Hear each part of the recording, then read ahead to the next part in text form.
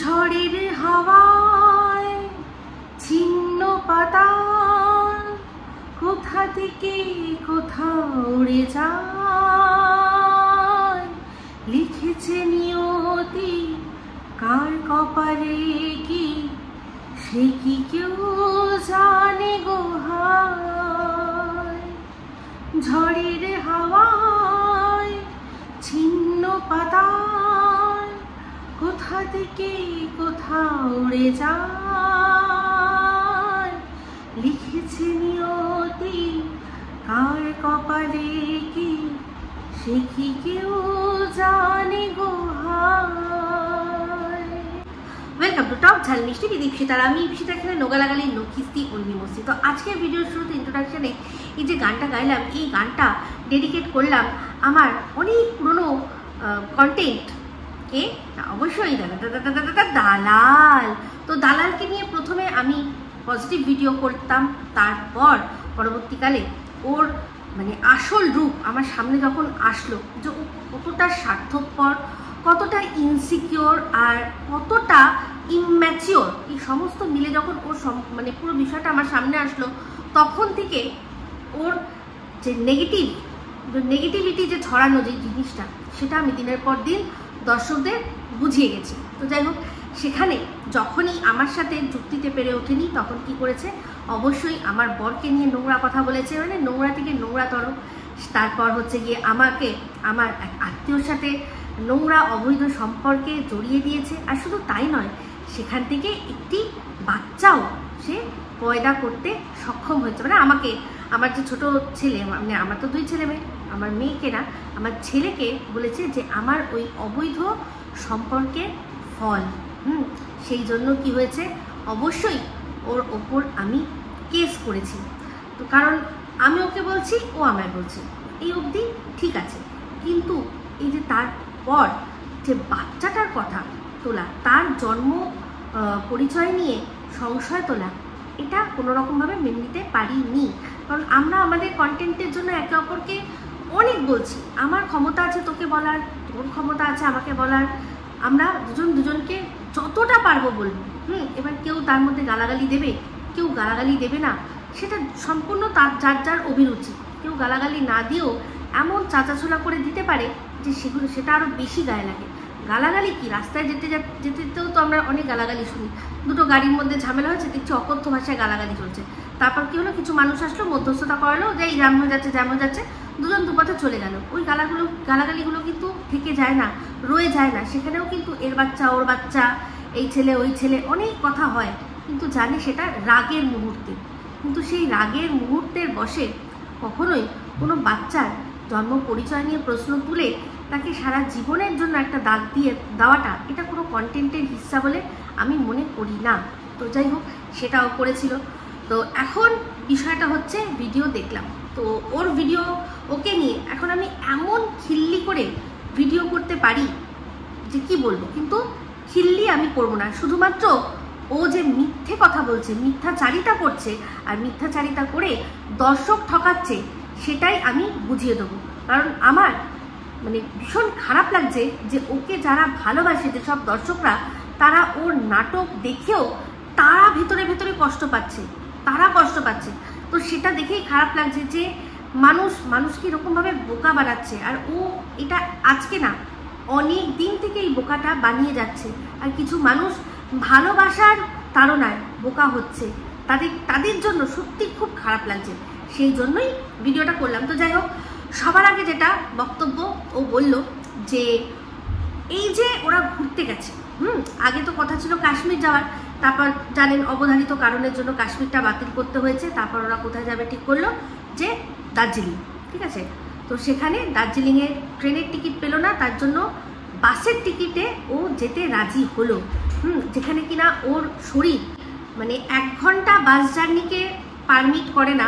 আমার মনে আছে ওরা যখন বড় মা দর্শন করতে গেছিল, তখন বাসে করে গেছিল, তখনই ও বলছিল যে আমার শরীর খুব খারাপ লাগছে, আমি বাসে যেতে অভ্যস্ত নই। ট্রেন ঠিক আছে, বা হচ্ছে গিয়ে ও অটো টোটো ওগুলো ঠিক আছে, কিন্তু যখনই গাড়ি মানে একটা বদ্ধ জায়গা হয়ে যায়, যেরকম কিনা ওরা একবার একটা আত্মীয় নেমন্তন্ন খেতে গেছিলো, মনে আছে, আত্মীয় বাড়িতে বারাসাতে। সেখানেও এই ঘোড়া কি করেছিল, ও একটা গাড়ি ভাড়া করেছিল, যদিও বরকে পেছনে বসিয়ে ও ড্রাইভারের পাশে সামনে এসে বসেছিল, তাতে নাকি কষ্টটা কম হয়। তো যাই হোক, সেক্ষেত্রে সামনে বসে সে যখন যাচ্ছিল তখনও কিন্তু বলছিল যে আমার গা গুলাচ্ছে, আমার ভালো লাগছে না। যেখানে কিনা ওদের বাড়ি থেকে এই বারাসাত কতক্ষণ হবে, 1-1.5 ঘন্টার রাস্তা হবে।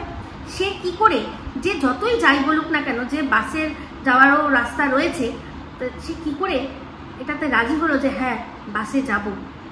কারণ তার তো শরীর, তাকে তো নিজের শরীরটা আগে দেখতে হবে যে আমি পারমিট করবে কি করবে না। সেখানে সে রাজি হয়ে গেল। আচ্ছা ঠিক আছে, চলো, ভাবলো যে এটা একটা নতুন এক্সপিরিয়েন্স করেই দেখি না কি হবে বড় জোর। ঠিক আছে, এই কি হবে বড় জোর, আমাকে নেমে যেতে হবে, এই সমস্ত কিছু মাথায় রেখেও সে কি করলো না, বাসের টিকিট কাটলো। আর তার সাথে সাথে ওখানে দার্জিলিংয়ে হোটেলের রুম বুক করলো। চিন্তা করে দেখুন, যার কিনা আগে 200 টাকা খরচা করতে গেলে তাকে 200 বার চিন্তা করতে হতো, সে এখন কি করছে, এগুলো বিন্দাস ভাবে ভাবছে যে হ্যাঁ চলো করে নিই, যদি যেতে পারি ভালো, না যেতে পারি টাকাগুলো যাবে, কোনো ব্যাপার না। এই যে ব্যাপারটা কখন আসে মানুষের জানেন তো, যখন ইনকামটা হারামের হয়। হারামের পথে যখন মানুষ ইনকাম করে তখনই মানুষ এরকমভাবে টাকাগুলো বা জলে যাওয়ার মতো হলেও তারা সেখানে খরচা করে, যে ঠিক আছে চলো নষ্ট হবে। এটা তখনই করে মানুষ যখন হারামে ইনকাম করে। যখন মানুষ খেটে ইনকাম করবে তখন কখনো এই অ্যাটিটিউডটা আসবেই না যে ঠিক আছে যেতে পারলে গেলাম, না হলে যা হওয়ার হবে। বুঝতে পারছেন, 200 টাকা খরচা করতে গেলে 200 বার চিন্তা করতে হতো, ও চিন্তা করে, সেটা কিন্তু আমরা ওর মনের ভেতরে ঢুকে জানিনি, ও নিজেই আমাদের জানিয়েছে। তাই জন্যই এখন এই কথাগুলো বলতে সুবিধা হচ্ছে। আজকে যাওয়ার জন্য এক গাদা শপিং, একটা ঘুরতে যাবে, কোথায় যাবে, যদি ওরা কাশ্মীরেও মনে করুন যে যাবে, কাশ্মীরে যাবে যখন ঠিক করলো তখন কেনাকাটা করেছে। তো কাশ্মীর তো একটা শীতের জায়গা, ওখানে যে কোনো শীতের জায়গায় কিন্তু শীতের জামা কাপড় বেশ সস্তায় পাওয়া যায়। তো যারা মনে করবে যে আচ্ছা ওখানে যাচ্ছি, তারা কি করবে বলুন তো, ওখান থেকে গিয়েই শপিং করবে। তাহলে কি হবে, আমার এই যে এখান থেকে টেনে লাগেজ নিয়ে যেতে হলো না, ওখান থেকে আমি 2-1টা কিনে নিলাম, এরকম কিন্তু করে। তো যাই হোক, ও করেনি, এখান থেকেই মনে হয় সস্তায় মনে হচ্ছে সেই জন্য কিনেছে, তাও মানছি। তো এখানে তারপর বক্তব্য হচ্ছে গিয়ে এই যে 13 ঘন্টার সে জার্নি করবে বলে ঠিক করলো। টিকিটটা একদিন আগে কাটা হয়নি, বেশ কিছুদিন আগে কাটা হয়েছে, যেখানে কিনা ও দিনের পর দিন আমাদেরকে একটা কথা বলেছে যে ওর পিরিয়ডসের পুরো ডেটের খবর রাখে ওর হাজবেন্ড। ওর আগের মাসে কবে হয়েছে, তার আগের মাসে কবে হয়েছে, কত থেকে কত, এই সমস্ত রীতিমতো ডায়েরি মেনটেন করে। ও নিজেই কিন্তু আমাদের বলেছে, তাহলে আগের মাসে যবে হয়েছে সেই অনুযায়ী কিন্তু পরের মাসে কবে হবে, 2 দিন আগে বা 2 দিন পরে পিছিয়ে মানুষ একটা ডেট মাথার মধ্যে ফিক্স করে নিতে পারে যে এই সময়টা আমার হওয়ার ব্যাপার আছে। তাহলে সেগুলো জানার সত্ত্বেও ওকে বাসের জার্নি করার জন্য কি করে আর কি রাজি হলো, ওই বা রাজি হলো কি করে, আর ওর বড়ি বাইটা করলো কি করে, তার তো জানা দরকার যে এই সময় পিরিয়ডস হবে। এই সময় পিরিয়ডস হয়ে রয়েছে। আর ও যেভাবে বলল ভিডিওর মধ্যে যে আমি যখন বাসে যাচ্ছি গল করে হচ্ছে, তো গল করে হলে আমরা ঘরেই আমাদের বিছানাপত্র হেনা তেনাতে দাগ লেগে যায়। সেখানে একটা বাস যেটা কিনা একটা নির্দিষ্ট সময় অনুযায়ী একটা করে জায়গায় দাঁড়াবে, সব জায়গায় দাঁড়াবে না, তাহলে সেখানে ও ওই রকম অবস্থায় কি করে ম্যানেজ করলো। তাহলে বলছি এই যে পিরিয়ডসের গল্পটা, এটা সম্পূর্ণ মিথ্যে কথা বোঝা যাচ্ছে। আর যদি মিথ্যে কথা নাও হয়, সত্যি ওর পিরিয়ডস হয়ে থাকে, যদি সত্যি হয়ে থাকে, আমি যেটা যতদূর জানি ও সম্পূর্ণ মিথ্যে কথা বলছে, কারণ ওর বর পুরো জানে ওর কবে কখন কি হয়। তো ওই রকম যার হয় তার বাড়িতেই শান্তি থাকবে না, তার জন্য ওইরকম একটা 12-13 ঘন্টার বাস জার্নি, তারপর সেখান থেকে আবার নেমে 4-5 ঘন্টা আবার একটা ছোট গাড়ি করে ওপরে পাহাড়ে ওঠা, সেই জার্নি কী করে সে করতে পারে, এটাকে আর কি প্ল্যান করতে পারে। তো এটা সম্পূর্ণ মিথ্যা। দর্শকদের মনে এটা একটা মনের মধ্যে আর কি দুঃখ বা কষ্ট জানানোর জন্য যে কতটা কষ্ট সেটা জানানোর জন্য এটা একটা মিথ্যে গল্প রচনা করা হয়েছে। কারণ অনেকেই দেখলাম ওখানে কমেন্ট করেছে কমেন্ট বক্সে যে সত্যি তো মানে একটা পিরিয়ড যেমনি হলেই আমরা পারি না, তার মধ্যে তুমি জার্নি করেছো, ভাবতেই পারছি না তুমি কত জার্নি করেছো বাবারে, তুমি কত কষ্ট করেছো। দেখুন ও কিন্তু ওখানে এই যে দার্জিলিংয়ে আপনাকে আমাদেরকে কাউকে কিন্তু উদ্ধার করতে যায়নি, ও কিন্তু কোনো কাজে যায়নি। কাজে যেরকম কিনা অনেকেই আছে যারা কিনা কর্মরতা, বিভিন্ন জায়গায় কর্মরতা, তাদের তো প্রত্যেক মাসে পিরিয়ডস হয়, তা বলে কি তারা বাস জার্নি, ট্রেন জার্নি সমস্ত ছেড়ে দিয়ে ওই কটা দিন বাড়িতে বসে থাকে না। কোনো রকমভাবে কোনো উপায় নেই, ওই কটা দিন তাদেরকে কষ্ট করে হলেও অফিস করতে হয়। আর করতে করতে করতে করতে একটা অভ্যেসে দাঁড়িয়ে গেছে, কারণ মাসের শেষে যখন হাতে স্যালারিটা আসে তখন মাসের ওই কটা দিন যে কি কষ্ট করেছি সেটা কিন্তু মনে থাকে না, তাই না? যারা কর্মরতা এখানে রয়েছেন তারা কমেন্ট করবেন তাদের কষ্টটা, তারা রিয়েল কষ্ট করে। তো সেখানে ও ঘুরতে যাবে, সেখানে তার পিরিয়ডের ডেট তার বর ঠিকমতো জানে না, সেটা তাদের ডিসক্রেডিট।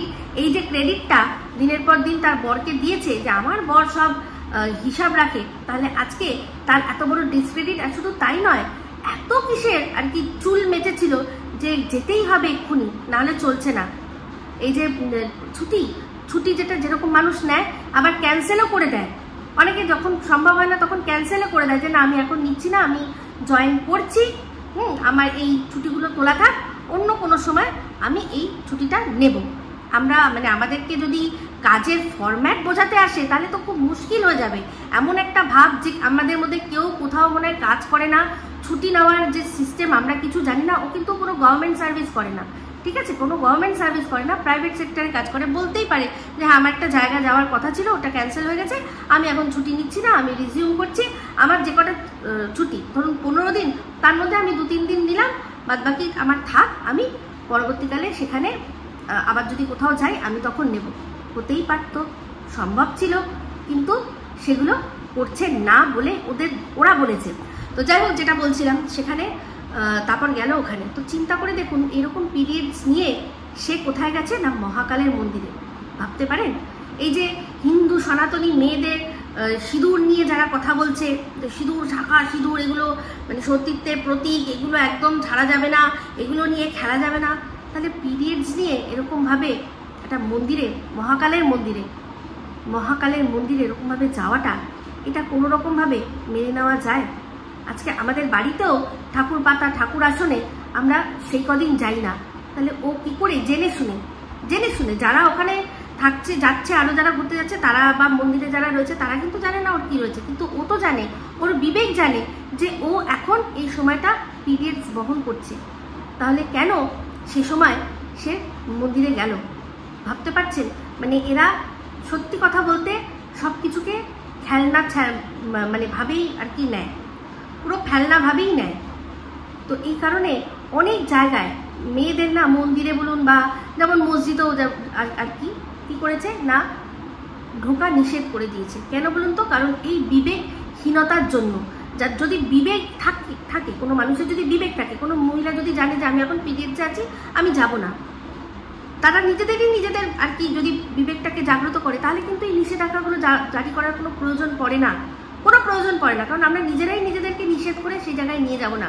কিন্তু শুধুমাত্র এই ধরনের প্রমাণ, প্রকৃষ্ট প্রমাণ যেখানে দেওয়া হয় না, তাদের কারণ এটাই যে এই অনেক মেয়ে মানুষ আছে যাদের মধ্যে বিবেকের কোনো নেই, তারা মানে ওই কন্টেন্টের জন্য চলে গেছে। তো যাই হোক, সেখানে আবার আজকে একটা ভিডিও ছোট করে বললো যে ওইগুলো আছে সমস্ত কিছু, তোমরা বললে আমি ওটাকে এডিট করে দেব। আমি তো বলছি হ্যাঁ দেখি কিরকম ভাবে পিরিয়ডস নিয়েও তুই ঠাকুরের দর্শন করতে গেলি, একটু দেখা মানে কি অবস্থা বলুন। আমাদের যখন সনাতনী ধর্মে যখন কিছু বারণ করা হয়েছে, অবশ্যই তার পেছনে কারণ আছে। যেমন প্রেগনেন্ট মহিলা, তাদেরকে বলে যে পূজা আর্চার মধ্যে যেতে না, কারণ সে তখন নিজেই ভগবান মানে কি বলবো ভগবানের দান সে তার নিজের শরীরে ধারণ করে রয়েছে, সেই জন্যই কোনো কারণেই নিশ্চয়ই বলে। সব কারণ এক্সপ্লেন করার ক্ষমতা আমার নেই, কিন্তু যেগুলো বারণ করে বুঝতে পারি নিশ্চয়ই কোনো কারণ আছে, তাই জন্যই নিষেধ করা হয়েছে। হতে পারি আমরা প্রচুর এগিয়ে যাচ্ছি, কিন্তু যখন ধর্মের ক্ষেত্রে সেখানে আমাদের পুরনো যেটা বেদ পুরাণে বলে গেছে সেগুলোকেই মেনে চলতে হবে। সেক্ষেত্রে মানে যেটাকে আর কি পূজা আর্চার নিয়মগুলো আমরা শর্ট করতে পারি, ছোট করতে পারি, কিন্তু মানে অল্প সময় যতটা পাঠ দরকার না করতে পারি, কিন্তু এই কিছু জিনিস তো মানতেই হয়। দেখতে পাচ্ছেন এই বিবেকহীন অসভ্য মেয়ে ছেলেটা যেহেতু ওখানে ঘুরতে গেছে আর যেতে পারবে না, কন্টেন্ট করতে পারবে না, সেই জন্য সে চলে গেছে। তো যাই হোক, এই পিরিয়ড যে বিষয়টা আমার সম্পূর্ণ মিথ্যে কথা মনে হচ্ছে, আর যদি হয়ে থাকে সত্যি তাহলে তো বলবো হচ্ছে নিকৃষ্ট, দুনিয়ায় একটাও মেয়ে নেই। তো যাই হোক, বললো এই যে টাকাটা নাকি ওর বর খরচা করেছে, ওর বরের খরচা করছে, তাহলে ওর বরের ইনকামে নাকি জল গরম হয় না, যা আসে সংসারে যেটা দেয় সবটাই লেগে যায়, সমস্তটাই লেগে যায়, আর ওর টাকাগুলো সমস্ত নাকি ব্যাংকে জমা হয়। এটা কে বলেছে?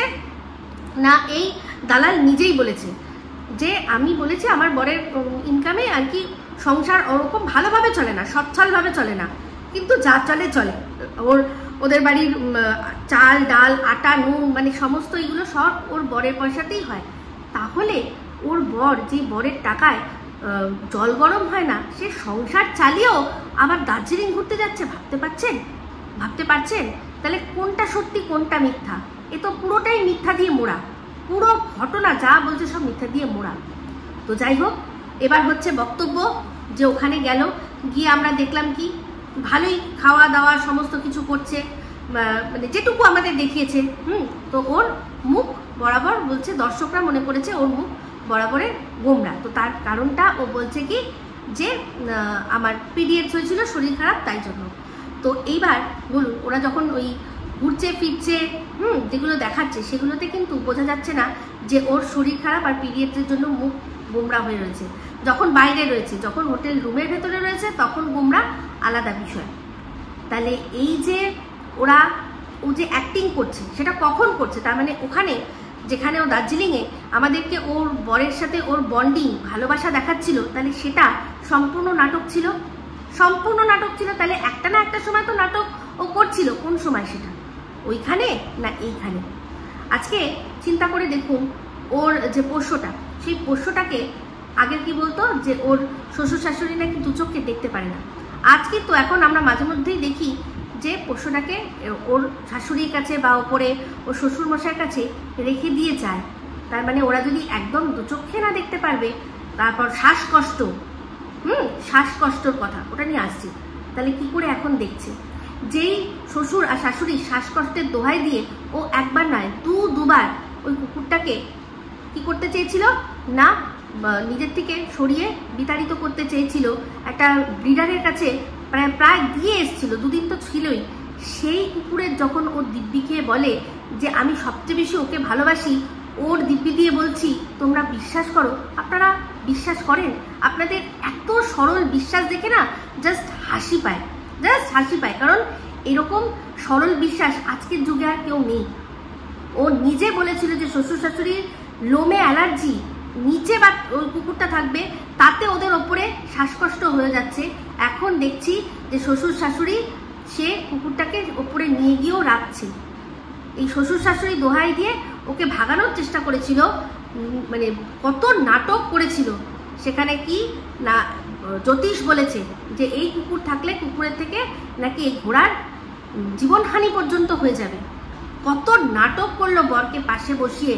না, ওর বর বলল যে না, ওকে নিয়ে আমি কোনো রিস্ক নেব না, সেই জন্য ওকে আমরা কী করছি না তাড়িয়ে মানে অন্য জায়গায় দিয়ে দিচ্ছি, যেখানে কিনা প্রথমে বাবার আর মায়ের শরীরের কন্ডিশন নিয়ে বলেছিল, নাটকটা করেছিল, যেখানে এই ঘোড়া বলেছিল যে শ্বশুর শাশুড়ির শরীর খারাপ, সেই জন্য কুকুরটাকে সরাতে হবে। সেখানে এই ভেরু বলেছিল যে না, আমি ওকে যেতে দেব না, মানে বাবা মা যা হয় হোক, মানে তখন এই ঘোড়া রাজি হয়ে গেছিল কুকুর দিয়ে দিতে। কিন্তু পরবর্তীকালে দর্শকরা যখন সবাই মিলে চেপে ধরেছে, তখন কি বলেছে? তখন বললো যে না, আমার বর বলেছে যে না, ওকে যেতে দেব না, আমার বর বলেছে আমি রাখবো। তার মানে ওই ভেড়ার কাছে তার বাবা মায়ের শরীরের কোনো যায় আসে না, বাবা মায়ের শরীরের কোনো দাম নেই। কিন্তু পরে যখন হাত দেখে জ্যোতিষী বলল যে তার বউয়ের শরীর খারাপ হয়ে যেতে পারে, বউয়ের জীবনহানি হয়ে যেতে পারে, তখন কিন্তু সে সঙ্গে সঙ্গে কি বলল যে ওকে ভাগিয়ে দেবো। তার মানে এই ভেড়াটা তার বউকে দিয়ে বেঁচে বেঁচে ইনকাম করবে বলে সেই জন্য বউ থাক, কিন্তু মা বাবা গেলে যাক, তাও কুকুর থাকবে। তাহলে একে যে আমি মিটমিটে শয়তান বলেছিলাম, বলুন খারাপ বলেছিলাম কি? ভদ্রতা, ওর ভদ্রতা, যারা ওকে ভদ্র দেখেন তারা আমি জানি না যে ভদ্রতার সংজ্ঞা আপনাদের কাছে কি। যে মানুষ তার বউকে ঠিককে ঠিক ভুলকে ভুল বলার ক্ষমতা রাখে না, সে আর যাই হোক সে ভদ্র নয়। কারণ ভদ্রভাবে মানুষ কিন্তু বলতে পারে। সেখানে যার বউয়ের সামনে এটা বলার ক্ষমতা নেই যে তুমি এটা ভুল করছো, সেটা কিন্তু তাহলে কি বলুন তো, তাকে ভদ্র বলে না। কারণ আমার সামনে দাঁড়িয়ে আমার হাজব্যান্ডের সামনে দাঁড়িয়ে বলেছে যে না, ওর কিন্তু এইটা বলা উচিত হয়নি, বাচ্চাকে নিয়ে এরকম করে বলা উচিত হয়নি। তারপরেও কিন্তু দিনের পর দিন ওর বউ বলে গেছে। তাহলে বলুন ভদ্রতা কোথায় দেখতে পাচ্ছেন? একজন ভদ্র মানুষ সে তার স্ত্রীকে সঠিক পথ দেখাবে, তবেই সে ভদ্র মানুষ, তবেই সে তার স্ত্রীর ভালো চায়। স্ত্রীর যে ভালো চায় না তার প্রমাণ তো এখানে, যে যেভাবে মিথ্যা কেসে আমাদের ফাঁসানোর চেষ্টা করেছিল তাতে পরিষ্কার বোঝা যাচ্ছে যে সে তার স্ত্রীর ভালো চায় না। কারণ সেখানে গিয়ে পরিষ্কার বলা হয়েছিল যে এই জিনিসটা মিটে যেতে পারে, বলুন হয় প্রমাণ দিতে, আর না হলে এই জিনিসটা নিয়ে কোনো আমি স্টেপ নেব। ঠিক আছে, তো সেক্ষেত্রে বলা হয়েছিল সেখানে কথাবার্তার একটা রাস্তা ছিল, যেখানে কিনা আমার বরকে উনি বলেছিলেন যে ঠিক আছে আমি ফোনে কথা বলে আমি আপনাকে ফোন করব। আমার বরকে যার নাম্বার চাইলো, আমি বললাম যে আমার নাম্বার আপনার ওয়াইফের কাছে আছে, আপনি আমার নাম্বারেই ফোন করবেন, একটু দেরি করে আমি কথা বলিয়ে দেবো আমার হাজব্যান্ডের সাথে। তাহলে সেই ফোন তো আসলো না, উল্টে কি আসলো না, একটা মিথ্যে অভিযোগ। তো সেই মিথ্যে অভিযোগ যে মিটমিটে শয়তান করেছে, আজ এবার তার বিরুদ্ধে কেস আমি করব, যে কিভাবে সে কি করেছে না আমাকে হেনস্থা করেছে।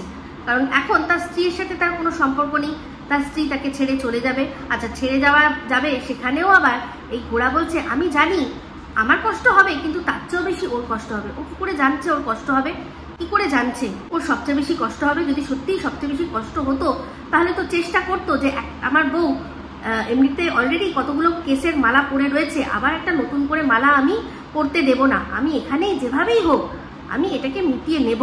কিন্তু সে করেনি, উল্টে কি করেছে যে আমাদেরকে ফাঁসানোর একটা ব্যবস্থা করেছে। তো সেটার সম্পর্কে তো আমার কাছে সব এভিডেন্স রয়েছে, ওরা যা লিখিত জমা দিয়েছে সেই একটা বয়ান রয়েছে, তার বেসিসে আমাকে ডেকে পাঠানো হয়েছে। আমার সাথে অবশ্যই ম্যাডাম গেছিলেন, আপনারা সবাই জানেন। তো আমার কাছে প্রমাণ রয়েছে যে আমাকে ডেকে পাঠানো হয়েছে, আমি ওখানে গেছি।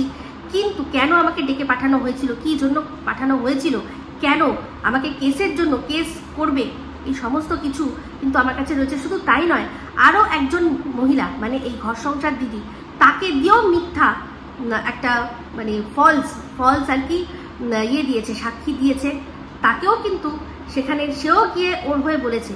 তো অবশ্যই এবার নিশ্চয়ই আমি এই ব্যবস্থাটা নেব, এই ব্যবস্থাটা এবার এই মিটমিটে শয়তান যে আছে তার বিরুদ্ধে নেবে। এবার সে যেখান থেকে পারবে কি করে আনবে না এভিডেন্স জোগাড় করে নিয়ে আসবে যে ওর ওখানে গিয়ে আমরা কীরকম অসভ্যতামি করেছিলাম, এবার সে নিয়ে আসবে। হ্যাঁ, এই যে ওর স্ত্রী সেই সময় বলেছিল যে কেস লড়বো, দরকার পড়লে তোমাদের থেকে আমি হেল্প নেব। অ্যাকচুয়ালি ওই যে একবার কিউআর কোডের মাধ্যমে টাকা তুলেছিল, যারা টাকা দিয়েছে তাদের মধ্যে বেশ কিছু মানুষ তাদের চোখ খুলে গেলেও কিন্তু অনেক মানুষ তাদের কিন্তু চোখ খোলেনি। ব্যাস তাদের কাছে জাস্ট একটা ইশারা যে আমি চাইবো, তারা ধার যেইখানে দিয়েছিল আবার কিন্তু দিয়ে ওকে হেল্প করবে। বুঝতে পারছেন? তো এই যে বিপুল পরিমাণ অর্থ সে তুলেছিল, এখন হতে পারে এই নাটকটা এই জন্যই যে আমি আমার বরের সাথে কোনো সম্পর্ক নেই, আমি চলে যাচ্ছি, আর টাকাগুলো হয়তো বরের অ্যাকাউন্টে তার আগেই ট্রান্সফার করে দেবে। কিন্তু যদি একবার আরটিআই হয়, বলে রাখি কোনো লাভ হবে না, কারণ যারা আর কি আরটিআই করে, এই যে টাকা বিপুল পরিমাণ অর্থ ওর অ্যাকাউন্টে সেখান থেকে অন্য কোথাও সরে গেছে, সেটাও কিন্তু সঙ্গে সঙ্গে সব চলে আসবে, সমস্তটা চলে আসবে। তাহলে এই যে এবার হচ্ছে গিয়ে একটা বক্তব্য যে আমি আমার নিজের পায়ের তলার মাটি শক্ত করব। চিন্তা করে দেখুন তো, যখন টিনা আইফোনটা কিনেছিল তখন ও কীরকম মানে অসভ্যের মতো ভিডিও করেছিল, অসভ্যের মতো, যে তোর মাথায় কোনো বুদ্ধি নেই, তুই এখন আইফোন কিনেছিস, তোর মাটির তলায় পায়ের তলার মাটি শক্ত নেই, তুই কি করে আইফোন কিনছিস, তার বদলে তুই একটা জমি কিনতে পারতিস। তো ওর তার মানে জমি কেনা হয়ে গেছে, তার মানে এর থেকে পরিষ্কার যে ওর জমি কেনা হয়ে গেছে। আর এই যে এখন বলছে যে আমি পায়ের তলায় কী করবো, নিজের একটা জায়গা তৈরি করব, তার মানে সেখানে ও বাড়ি করার জন্য ব্যবস্থা করছে, তাই তো? ওর কথাতে তো তাই বুদ্ধি, মানে মানুষ বুঝবে। যখন ও আইফোন কিনছে সেটা ঠিক আছে, 1 লক্ষ টাকা দামের আইফোন কিনেছে, তো বলছে যে 1 লক্ষ টাকার দামের আইফোন কিনেছি, সেটা নিয়ে কথা হবে না। সে তো নিশ্চয়ই কথা তো হবেই। কোথায় কথা হয়েছে, কজন কথা বলেছে, কজন এটা বলেছে যে যখন টিনা কিনেছিল, টিনার তো সেরকম ভালো ফোন ছিল না, ওর আইফোনটা ওর ব্লগিংয়ের জন্য একটা ইনভেস্টমেন্ট। যদিও ও 2 লক্ষ টাকা দামের কিনেছিল, 2 লক্ষ টাকা না কিনে ও যদি 1 লক্ষ টাকা দামেরই কিনতো, তাহলেও কিন্তু ওর ইনভেস্টমেন্টটা ব্যাড ইনভেস্টমেন্ট হতো না, কারণ ও ব্লগিং করে সেখান থেকে ও ইনকাম করবে। কিন্তু যেখানে এই ঘোড়ার অলরেডি কি জানো OnePlus-এর ফোন রয়েছে, তারপরেও এই আইফোনটা, বলুন এটা কি, এই জিনিসটা কি? যে দিনের পর দিন মানুষকে বলেছে শো অফ করা, দিনের পর দিন মানুষকে বলেছে যে টাকার মিসইউজ আছে বলেই টাকার মিসইউজ করছিস। একটু কোনো মানুষ যদি একদিনের জায়গায় 2 দিন মাংস খেয়ে নিয়েছে, তাতেই ও বলেছে যে হ্যাঁ এরকমভাবে টাকা পয়সা খেয়ে দিয়ে উড়ানো। তাহলে এখানে ওর যে একটা ফোন অলরেডি OnePlus-এর ফোন আছে, যেটা দিয়ে ও সবসময় ভিডিও করে, সেই তার সত্ত্বেও এই 1 লাখ টাকা দিয়ে আইফোন কেনাটার কি মানে হয়? মানে এটাই, যেটা প্রথমে বললাম, যে প্রচুর হারামে টাকা এসে গেছে, সেই জন্যই এরকমভাবে মিসইউজ করছে। তাহলে এবার হচ্ছে গিয়ে ও টিনাকে, ভাবুন, এই যে যখন ও বলছে অনেকদিন থেকেই ওদের মধ্যে অশান্তি চলছে, তাই তো? তাহলে যে কিনা 200 টাকাই খরচা করতে 200 বার চিন্তা করে, সে ওর যে শ্বশুরবাড়ি যেখানে ও এখন থাকে, সেখানে রান্নাঘর আর বাথরুম, সেটার পেছনে ও কত টাকা ইনভেস্ট করেছে ভাবুন। তাহলে যে সবাইকে এই একটাই বাণী দেয়, বলে যে আগে কেন তুই খরচা করছিস, টিনাকেও বলেছে যে ফোকলার বাড়ির পেছনে কত টাকা ও ইনভেস্ট করেছে, সেটা ব্যাড ইনভেস্টমেন্ট। হ্যাঁ, ও নিজেও বলেছে, প্রথম যখন টিনা ওখান থেকে সরে চলে আসলো বা শ্বশুরবাড়ি থেকে চলে আসলো, তখন কিন্তু বলেছে যে এই যে টাকাগুলো, সেগুলো যদি রাখতিস, যদি তোর বাড়ি করতেই হতো, তাহলে ওখানে কেন ইনভেস্ট করলি, মানে যেখানে বাতকুল্লা শ্বশুরবাড়ি, সব টাকা তোর পয়সায় সব তৈরি হয়েছে। তাহলে ও কি করে, যেখানে কিনা 2 দিন আগেই ও বলেছিল এই বাড়িতে ইনভেস্ট করার, বাথরুম পায়খানায় ইনভেস্ট করার, রান্নাঘরে ইনভেস্ট করার কদিন আগেই ও বলেছিল যে আমি চলে যাব, ঘর ভাড়া খুঁজছিল, মনে করে দেখুন, সেই ঘর চলে যাব করে ঘর ভাড়া খুঁজছিল, করে কি করলো, প্রচুর মানুষের সিম্প্যাথি নিল, ভেতরে ভেতরে QR কোডের মাধ্যমে টাকাও নিল, সেই টাকা দিয়েই কি করলো, ও আবার বাথরুম পায়খানা করলো। যেখানে বলছে যে আজ যখন তখন আমার শ্বশুর আমাকে লাথ মেরে বার করে দিতে পারে, তাহলে সেখানে ও কি করে রান্নাঘর আর বাথরুম তৈরি করলো, তাই না? এই কথাগুলো মাথায় আসে না? তো এগুলো যে সম্পূর্ণ মিথ্যে কথা, নাটক, পরিষ্কার বোঝা যাচ্ছে। তো যাই হোক, শ্বশুরবাড়ির সম্পর্কে তো অনেক দিন ধরেই ও বলে রেখেছিল যে যেদিন আমার কাছে কন্টেন্ট থাকবে না, সেদিন আমি কি করব না, শ্বশুরবাড়ির কেচ্ছা আমি বিক্রি করব। তো ও ভালো করেই জানে যে কেচ্ছা মানুষ একদম হাতে গরম খায়, সেই জন্য এখন যেহেতু ঘুরতে গেছে, অনেকগুলো টাকা খরচা হয়েছে, এখন আবার সেটা পূরণ করতে হবে, তো সেই জন্য আবার নতুন করে নাটক। আর না হলে এই নাটকের আরও একটা কারণ থাকতেই পারে, যে এবার সত্যি অন্য কোনো ফ্ল্যাট নিয়ে ও চলে যাবে, কারণ যেই জীবনযাত্রা ও এখন নতুন করতে চাইছে, সেই জীবনযাত্রা মনে হয় এখানে সম্ভব হবে না। এই যে দেখতে পাচ্ছে মন্দিরা, মারিয়া, ওরা একসাথে একই জায়গায় থাকছে, একে অপরের বাড়িতে যাচ্ছে, তো মেবি হয়তো এবার ঘোড়া চললো রানাঘাট। তো রানাঘাটে ফ্ল্যাট নিয়ে সেখানে থেকে কি হবে, ব্লগটাও হবে, আর তার সাথে সাথে, কারণ ওদের বাড়িতে গিয়েই তো ভালো ব্লগ হয়ে যাবে। হ্যাঁ, সেখানে বরকে না হলেও চলবে। হ্যাঁ, ও পরশু আছে, ও আছে, কোন দিন মারিয়ার বাড়ি যাবে, কোন দিন মন্দিরার বাড়ি যাবে, কোন দিন নিপা আন্টির বাড়িতে যাবে। হ্যাঁ, তারপর তো এখন খুব ভালো সম্পর্ক টুনটুনির বাসার সাথেও হয়ে গেছে। তো সেই যে টুনটুনির বাসা, সেও বলেছিল যে গলায় আঙুল ঢুকিয়ে খাবারটা বার করে দেবো, আর এই ঘোড়াও বলেছিল যে যে গিফটটা দিয়েছে সেগুলো নাকি পুড়িয়ে দিয়েছে। তাহলে যদি পুড়িয়ে দিয়ে থাকে, তাহলে আবার কোথার থেকে ব্যাগটা বেরোলো? তাহলে কত মিথ্যে কথা বলে আপনাদের কাছে, আপনারা শুধু বুঝুন। তো যাই হোক, হতেও পারে ঘোড়াচালি রানাঘাট, এটাও হতে পারে। নাহলে হঠাৎ করে চলে আসলো, এসেই তারপর শুরু হয়ে গেল অশান্তি। আর একটা কথা বললো, যে ওর শ্বশুরবাড়িতে ওকে দজ্জাল মুখরা বলেছে। সে তো সারা পাড়াতে মানে রীতিমতো সবাই জানে যে ও দজ্জাল ও মুখরা। আর তারপর যে ওয়ার্ডটা আসলো ছিমাল, ওর বর বলেছে ছিমাল। আচ্ছা চিন্তা করে দেখুন, শারীরিক নিড, ও যখন শারীরিক নিডের কথা বলে তখন ওর বর ওকে বলেছে, বর বলেছে না শ্বশুরবাড়ির সবাই বলেছে যে ও একটা ছিমাল। তো যাই হোক, এই যে দার্জিলিংয়ে যাওয়ার পরে এই কথাটা কি করে আসলো, দার্জিলিংয়ে তো ওর পিরিয়ড ছিল, তাহলে শারীরিক নিড সেটা তো পূরণ যদি না হয়ে থাকে সেটা তো ওর বরের পূরণ হয়নি, ওর পূরণ হওয়ার তো কোনো জায়গা নেই, ওর তো পিরিয়ডস রয়েছে। তাহলে বুঝতে পারছেন কতটা মিথ্যে কথা ও বলে, কতটা মিথ্যে কথা ও বলে, পরিষ্কার বোঝা যাচ্ছে। তো যাই হোক, এই যে কথাগুলো বলেছে একদম ঠিকই বলেছে, নির্লজ্জ, তারপর বেহায়া, তারপর কি না ছিমাল। ও বলেনি, ও বলেনি এই কথাগুলো, ও বলেনি শারীরিক নিডের কথা, ও বলেনি যার বর হচ্ছে কি প্যারালাইজড, তার সে কি করে শারীরিক নিড আর কি পূরণ করে সেটা নিয়েও দিনের পর দিন বলেনি দাদা এসো, তারপর আরো অনেকের সাথে বলেনি, ও বলেনি। তাহলে সে সময় তো সেও বলেছিল যে এটা একেবারে নষ্টামি, বর থাকতে শারীরিক সুখ অন্য জায়গায় খোঁজা সেটা হচ্ছে নষ্টামি। ও তো দিনের পর দিন সেটা বলে মানে একটা পরিবারকে রীতিমতো মাটিতে মিশিয়ে ও আজকে এই কথাগুলো বলছে যে শারীরিক সুখের কথা আমি যদি বলি তাহলে আমি হয়ে যাব নির্লজ্জ, আমি হয়ে যাব ছিমাল, তাই না? কার কথা না বলেছে, কার কথা? আজকে মন্দিরার কথা বলেছে। টিনের কথা তো সবসময়, টিনার কথা সবসময় বলে যে এই একটা সম্পর্ক, দুটো সম্পর্ক, তিনটে সম্পর্ক, তোর শারীরিক খিদে, কার কথা বলেনি? হ্যাঁ, এখন শুধু বলে না কার কথা, সেটা হচ্ছে ওর কিমা দিদির কথা।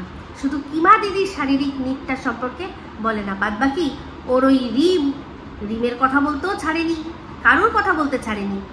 তাহলে আজকে এই যে শারীরিক খিদের জন্য সংসার ভাঙে যে, তাদের অবশ্যই ছিমালই বলতে হবে, ছিমাল বলতে হবে। তো ওই দার্জিলিংয়ে ওর শারীরিক নিড মানে কিভাবে পূরণ হয়নি, ওই রকম অবস্থায় কীরকমভাবে পূরণ হওয়ার কথা ছিল, তাই না? কি নোংরা জঘন্য, মানে জাস্ট ভাবতে পারি না। যাই হোক, পরিষ্কার কথা এটা, আমার কাছে তো পুরোই বোঝা যাচ্ছে যে একটা মিথ্যে কথা বলছে। তো মিথ্যে কথা সত্যি কথা সব বেরিয়ে আসবে যখন আমার কেসটা আসবে। আমি যখন কেসের যখন নোটিশটা যাবে তখন বুঝতে পারবে যে কোনটা সত্যি বলছে কোনটা মিথ্যে বলছে। এবার দেখবো ওই টাকা দিয়ে দিনের পর দিন দাঁড়িয়ে ইনকাম করে, একটা জায়গায় দাঁড়িয়ে ইনকাম করে এই ভেরু কীভাবে করে, কি চালায়, কি যেন বলে, কেস চালায়। এবার আমি দেখবো, কারণ সে তার সাথে সাথে তো তার যে যারা গেছিল ওখানে প্রথম যে চিঠি নিয়ে মিথ্যে কেস করতে আমার নামে, তাদের সবাইকে টানা হবে, ঠিক আছে? এই ভিডিওটা এখানে এন্ড করছি, কারণ ওকে নিয়ে খিল্লি করার মতো সত্যি কথা বলতে আমার একটু ইচ্ছা নেই, তাই জন্য কথাগুলো পয়েন্ট বাই পয়েন্টস আপনাদের সামনে তুলে ধরলাম। কারণ ওকে নিয়ে কি খিল্লি করবো, ও নিজের জীবনটাই একটা খিল্লি করে রেখে দিয়েছে, যেখানে একটা মাস্টারমশাইয়ের ফ্যামিলিতে কোনোভাবে বিয়ে হয়েছে, সেখানে সেই ফ্যামিলিকে ও কিছু দিতে তো পারিনি, উল্টে তাদের মান সম্মান সমস্ত কিছু হরণ করে নিয়েছে।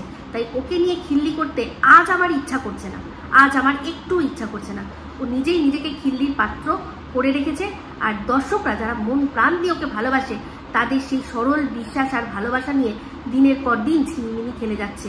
তো একবার যদি দর্শকরা বিমুখ হয়, তারা কিন্তু কোনো রকমভাবেই আর বিশ্বাসটা অর্জন করে আনতে পারে না, এটাই সত্যি কথা। তো যাই হোক, এই বলেই ভিডিওটা এখানে এন্ড করছি। যদি ভালো লাগে তাহলে অবশ্যই লাইক শেয়ার কমেন্ট করতে ভুলবেন না। যারা চ্যানেলটা সাবস্ক্রাইব করেননি তারা সাবস্ক্রাইব করে নেবেন। সবাই ভালো থাকবেন, সুস্থ থাকবেন। আবার আসছি খুব শীঘ্রই এক নতুন ভিডিও নিয়ে। Me Ipsita signing off. Love you all.